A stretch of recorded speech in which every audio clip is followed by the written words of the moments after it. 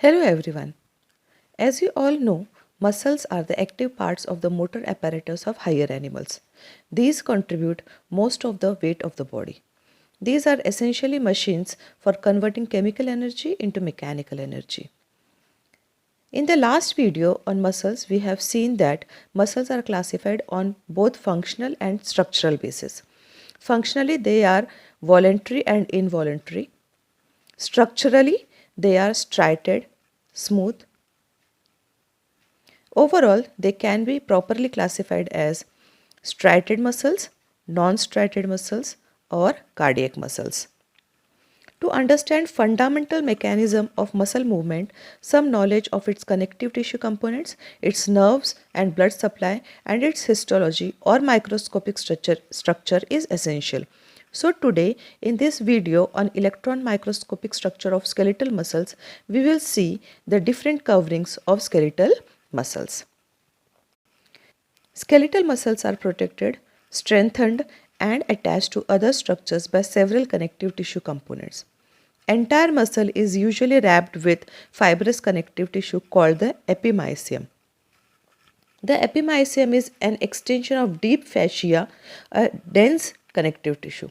When a muscle is cut in cross section, invaginations of the epimysium are seen to divide the muscle into bundles called fasciculi or fascicles.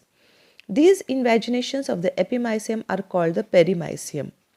Perimysium is also an extension of deep fascia. In turn, invaginations of the perimysium called endomysium penetrates into the interior of each fascicle and separates each muscle cell.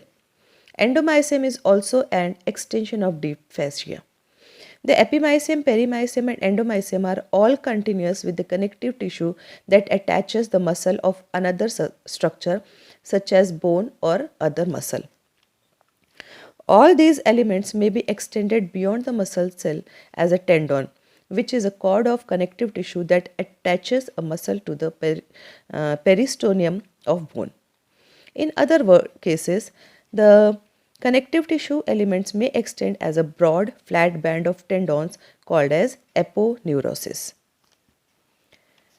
The different functions of these coverings are: they help in binding the component of muscle together, it integrates muscular activity, it prevents intermingling of activities, it helps in attachment with the bone, carries nerve fibers and blood vessels inside, and being elastic and tough, it is protective in nature.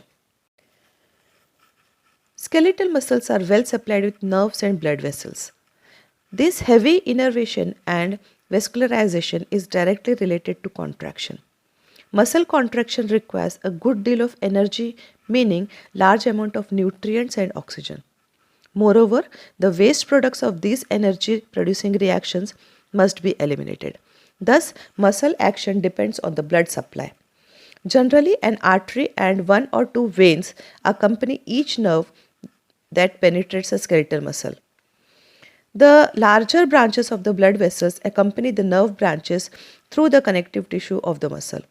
Microscopic blood vessels called capillaries are arranged in the endomysium. Each skeletal muscle is thus in contact with the capillary and a portion of nerve cell. With this, we'll stop over here with the coverings of skeletal muscle. In the next video, we will see the electron microscopic structure of skeletal muscle. Thank you, students.